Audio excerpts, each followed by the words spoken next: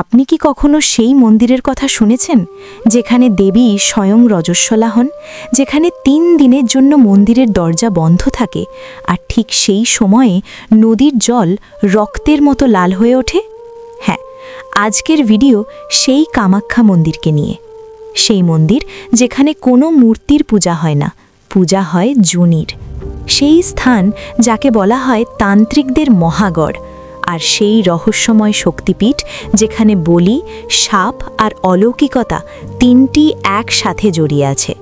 কিন্তু প্রশ্ন হলো, এসব কি শুধুই বিশ্বাস, নাকি এর পেছনে লুকিয়ে আছে এমন কোনো সত্য যা জানলে আপনার ভাবনার জগৎ কেঁপে উঠবে? এই ভিডিওতে আপনি জানবেন কেন মা তার প্রিয় পূজারীর মাথা কেটে নিয়েছিলেন, কেন একটি গোটা রাজবংশকে দেবীর অভিশাপ বহন করতে হয়েছিল, এই মন্দিরে কি সত্যিই একসময় নরবলি দেওয়া হতো, আর কেন অম্বুবাচীর মাত্র ৩ দিনে প্রকৃতিও দেবীর সাথে রজস্বলা হয়ে ওঠে। এটি কেবল একটি মন্দিরের গল্প নয়, এটি শক্তি, তন্ত্র আর সৃষ্টির রহস্যের এক অসাধারণ যাত্রা, যা শুনলে শ্রদ্ধা আর ভয় দুটোই জাগবে।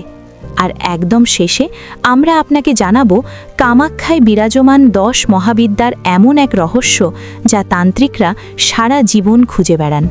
তাই ভিডিওটি শেষ পর্যন্ত দেখুন, কারণ বলা হয় কামাখ্যার কথা পূর্ণ শ্রদ্ধার সাথে শুনলেই ভক্তের অনেক জন্মের পাপ ধুয়ে যায় আর মা তার বিশেষ কৃপা বর্ষণ করেন।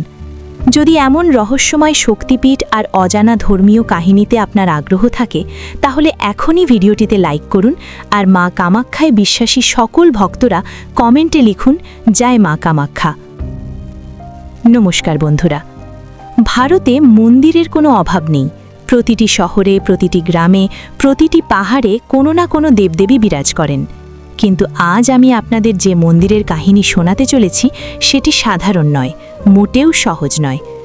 অসমের গুয়াহাটিতে নীলাচল পর্বতের চূড়ায় অবস্থিত কামাখ্যা মন্দির কেবল একটি ধর্মীয় স্থান নয়, এটি এক রহস্য যা বুঝতে হলে বিশ্বাসের পাশাপাশি সাহসেরও প্রয়োজন। কারণ এই মন্দিরে আপনি দেবীর কোনো সুন্দর মূর্তি পাবেন না, কোনো সিংহবাহিনী দেবী নেই, হাতে অস্ত্র নিয়ে দাঁড়িয়ে থাকা কোনো প্রতিমা নেই। এখানে পূজা হয় যোনির। হ্যাঁ বন্ধুরা, সেই যোনি যাকে সমাজ বরাবর লুকিয়ে রেখেছে, কিন্তু কামাখ্যায় সেই যোনিকেই সৃষ্টি ও জীবনের সবচেয়ে পবিত্র প্রতীক হিসেবে মানা হয়। মন্দিরের গর্ভগৃহে নামতে নামতে আলো কমে আসে, সিঁড়ি নিচের দিকে নেমে যায়, পরিবেশে এক অদ্ভুত শীতলতা আর আর্দ্রতা অনুভূত হয়। সেখানে একটি প্রাকৃতিক পাথর আছে যার আকৃতি যোনির মতো, আর তার ওপর দিয়ে অবিরাম জল প্রবাহিত হচ্ছে। আজ পর্যন্ত কেউ বলতে পারেনি এই জল আসে কোথা থেকে। কোনো পাইপ নেই, কোনো উৎস নেই, তবুও জল বয়েই চলেছে। স্থানীয়রা বলেন এটি দেবীর কৃপা। বিজ্ঞানীরা নীরব, আর ভক্তরা মাথা নুইয়ে সেই রহস্যকে মেনে নেন। কামাখ্যা মন্দিরকে 51টি শক্তিপীঠের মধ্যে সবচেয়ে রহস্যময় বলে মনে করা হয়। এটি সেই স্থান যেখানে শক্তিকে অস্ত্রে নয়, জীবন দেওয়ার ক্ষমতায় পূজা করা হয়। তাই এই মন্দির শুধু ভক্তদেরই নয়, তান্ত্রিক, সাধক আর সিদ্ধ পুরুষদেরও আকৃষ্ট করে। কেউ আসেন মুক্তির সন্ধানে, কেউ শক্তির। কিন্তু একটা কথা নিশ্চিত, যে এখানে আসেন সে খালি হাতে ফেরেন না। হয় কিছু পেয়ে যান, নয়তো নিজের ভেতরের সত্যকে খুঁজে পান। আর এখান থেকেই শুরু হয় সেই রহস্যের যাত্রা, সতীর বলিদান থেকে তন্ত্র সাধনা আর দেবীর ক্রোধ পর্যন্ত। তাই থাকুন আমাদের সাথে। বন্ধুরা, কামাখ্যা মন্দিরের রহস্য বুঝতে হলে আমাদের সময়ের বিপরীত দিকে যেতে হবে। সেই যুগে যখন দেবতারা পৃথিবীতে বিচরণ করতেন আর একটি নির্ধারণ সমগ্র সৃষ্টির গতিপথ বদলে দিতে পারত। কাহিনী শুরু হয় ভগবান শিব আর মা সতীকে নিয়ে। এই বিবাহ ছিল প্রেমের প্রতীক, কিন্তু সেই প্রেমই এক বড় সংঘাতের কারণ হয়ে উঠল। মা সতীর পিতা ছিলেন রাজা দক্ষ, অহংকারী, নিজের বংশ আর প্রতিপত্তি নিয়ে গর্বিত। শিবের বৈরাগ্য তার সহ্য হতো না। ভস্য, জটা, তপস্যা এসব দক্ষের চোখে অপমানজনক ছিল। এই অহংকারে রাজা দক্ষ এক বিশাল যজ্ঞের আয়োজন করলেন। দেবতারা আমন্ত্রিত, ঋষিমুনিরা আমন্ত্রিত, কিন্তু জেনে শুনে শিবকে ডাকা হলো না সতীকেও। মা সতীর হৃদয় ভেঙে গেল। তিনি বিনা নিমন্ত্রণেই পিতার যজ্ঞে গেলেন। সেখানে গিয়ে দেখলেন রাজা দক্ষ খোলা মঞ্চে শিবকে অপমান করছেন। মা সতী প্রতিবাদ করলেন, কিন্তু তার কথা কেউ শুনল না। সেই মুহূর্তে মা সতী বুঝলেন, যেখানে সম্মান নেই সেখানে জীবনের কোনো অর্থ নেই, আর সেই যজ্ঞকুণ্ডেই তিনি নিজেকে অগ্নিতে সমর্পণ করলেন। যখন এই সংবাদ শিবের কাছে পৌঁছল, সংসার কেঁপে উঠল। শিবের ক্রোধ সময় আর দিককে ছাড়িয়ে গেল। তিনি মা সতীর নিষ্প্রাণ দেহ তুলে নিলেন আর তাণ্ডব নৃত্য শুরু করলেন। আকাশ ফেটে পড়তে লাগল, পৃথিবী টলমল করতে লাগল। সৃষ্টিকে বাঁচাতে ভগবান বিষ্ণু সুদর্শন চক্র ছড়লেন। মা সতীর দেহ খণ্ড খণ্ড হয়ে ৫১টি অংশে ভূমিতে পড়ল, আর যেখানে যেখানে সেই অংশ পড়ল সেখানেই গড়ে উঠল শক্তিপীঠ। বলা হয়, যেখানে মা সতীর যোনি পড়েছিল সেখানেই জন্ম নিয়েছে কামাখ্যা শক্তিপীঠ। এই স্থানটি কেবল পূজার নয়, সৃষ্টির কেন্দ্র হয়ে উঠল। আর এখান থেকেই শুরু হলো মা কামাখ্যার সেই যাত্রা, যা আজও শ্রদ্ধা, রহস্য আর শক্তির প্রতীক হয়ে আছে। মা সতীর বিয়োগের পর শিব জগৎ থেকে বিরক্ত হয়ে নীলাচল পর্বতের কাছে গভীর সমাধিতে মগ্ন হয়ে গেলেন। তার চোখ বন্ধ, কিন্তু তার মনের বেদনা সমগ্র সৃষ্টির ওপর ভার হয়ে পড়ছিল। ঠিক এই সময়েই নতুন বিপদ দেখা দিল। তারকাসুর নামের এক অসুর ব্রহ্মার কাছ থেকে অজেয় হওয়ার বর পেয়েছে। ৩ লোকে হাহাকার। দেবতারা বিষ্ণুর কাছে ছুটলেন। উত্তর এলো, তারকাসুরকে কেবল শিবপুত্রই বধ করতে পারবে, কিন্তু শিব তো সমাধিতে। তখন দেবতারা এক কঠিন সিদ্ধান্ত নিলেন। কামদেবকে পাঠানো হলো শিবের সমাধি ভাঙতে। কামদেব তার পুষ্পবাণ ছুড়লেন, সমাধি ভাঙল, কিন্তু সেই সাথে শিবের ৩য় নেত্রও খুলে গেল। মুহূর্তের মধ্যে কামদেব ভস্ম হলেন। শোক নামল সর্বত্র। কামদেবের স্ত্রী রতির বিলাপ আর দেবতাদের প্রার্থনা শেষমেশ শিবের হৃদয় স্পর্শ করল। শিব কামদেবকে জীবন দিলেন, কিন্তু তার রূপ ফিরিয়ে দিলেন না। তখন কামদেব আর রতি চরম প্রার্থনা করলেন, হে মহাদেব, রূপ ছাড়া জীবন অর্থহীন। শিব তখন এক শর্ত রাখলেন, বললেন, নীলাচল পর্বতের যেখানে মা সতীর যোনি পড়েছে সেখানে একটি ভব্য মন্দির নির্মাণ করো। কামদেব শর্ত মেনে নিলেন। বিশ্বকর্মার সাহায্যে মন্দির নির্মাণ শুরু হলো। ভৈরব আর ৬৪ যোগিনীকে প্রতিষ্ঠা করা হলো। কামদেবের তপস্যা সফল হল, তিনি তার রূপ ফিরে পেলেন। এভাবেই জন্ম নিল কামাখ্যা মন্দির, যেখানে প্রেম, শাপ, তপস্যা আর সৃষ্টি একসাথে মিলেছে। আর এখান থেকেই কামাখ্যা কেবল একটি শক্তিপীঠ নয়, তন্ত্র ও সিদ্ধির মহাকেন্দ্র হয়ে উঠল। সময় বদলালো, যুগ বদলালো, কিন্তু নীলাচল পর্বতের শক্তি তেমনই রয়ে গেল। এই পর্বতেই একসময় অসুর রাজা নরকাসুরের শাসন ছিল। শুরুতে নরকাসুর মা কামাখ্যার পরম ভক্ত ছিলেন। প্রতিদিন মন্দিরে আসতেন, ঘোর তপস্যা করতেন, দেবীর কাছে শক্তি চাইতেন। কিন্তু বলা হয়, ভক্তিতে যখন অহংকার মিশে যায় তখন আর সেটা ভক্তি থাকে না, সেটা লালসায় পরিণত হয়। ধীরে ধীরে নরকাসুরার মাথায় এই ভ্রম জন্মালো যে সে দেবীর সমকক্ষ। শক্তির নেশায় মত্ত হয়ে সে এমন এক প্রস্তাব দিল যা কেউ ভাবতেও পারে না। মা মুচকি হাসলেন, কিন্তু সরাসরি উত্তর দিলেন না। একটা শর্ত রাখলেন।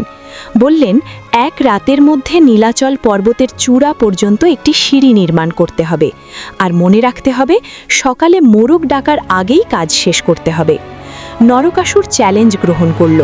তার বিশাল বাহিনী সারা রাত কাজ করতে থাকল। পাথর কাটা হলো, সিঁড়ি উঠতে থাকল। রাত শেষ হওয়ার আগেই কাজ প্রায় শেষ, কিন্তু মা বুঝলেন নরকাসুর হয়তো শর্ত পূরণ করে ফেলবে। তখন দেবী তার মায়া বলে মোরগকে সময়ের আগেই ডাকিয়ে দিলেন। মোরগের ডাক শুনে নরকাসুর থমকে গেল, ভাবল সে হেরে গেছে।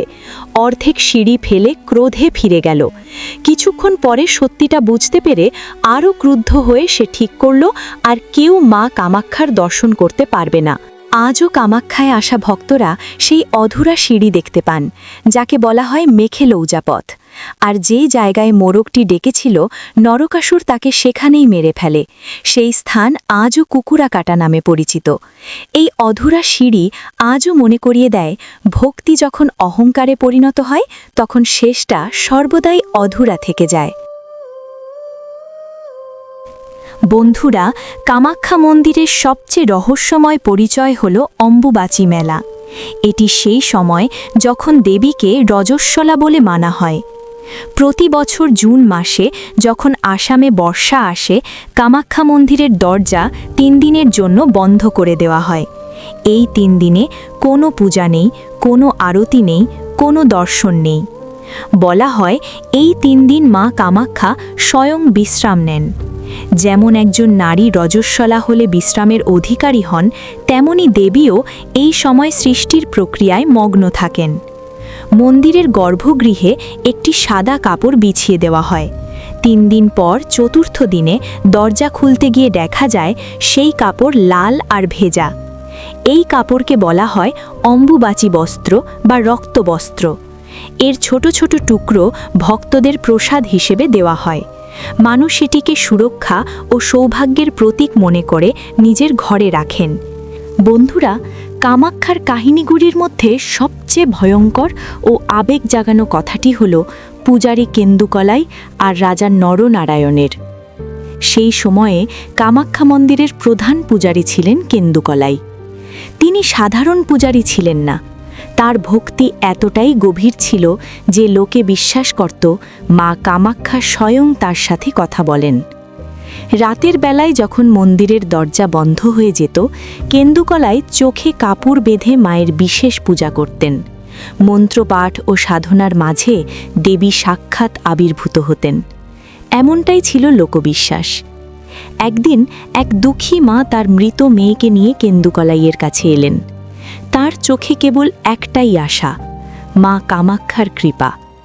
কেন্দুকলাই প্রথমে অস্বীকার করলেন, কিন্তু সেই নারীর বিশ্বাস তাকে বিচলিত করে দিল। তিনি মেয়েটিকে মায়ের পবিত্র শিলার উপর রাখলেন আর প্রার্থনা করলেন। তখন অলৌকিক ঘটনা ঘটল। মেয়েটি জীবিত হয়ে উঠল। এই খবর সারা নগরে ছড়িয়ে পড়ল। দ্রুতই রাজা নরনারায়ণের কানে পৌঁছল। রাজা দেবীকে সাক্ষাৎ দর্শন করতে চাইলেন, কিন্তু নিয়ম ছিল দেবীর প্রত্যক্ষ দর্শন কেবল পূজারীর জন্য। রাজার চাপে কেন্দুকলাই একটি উপায় বললেন। গর্ভগৃহের দেয়ালের একটি ছিদ্র দিয়ে রাজা দেবীকে দেখতে পারবেন।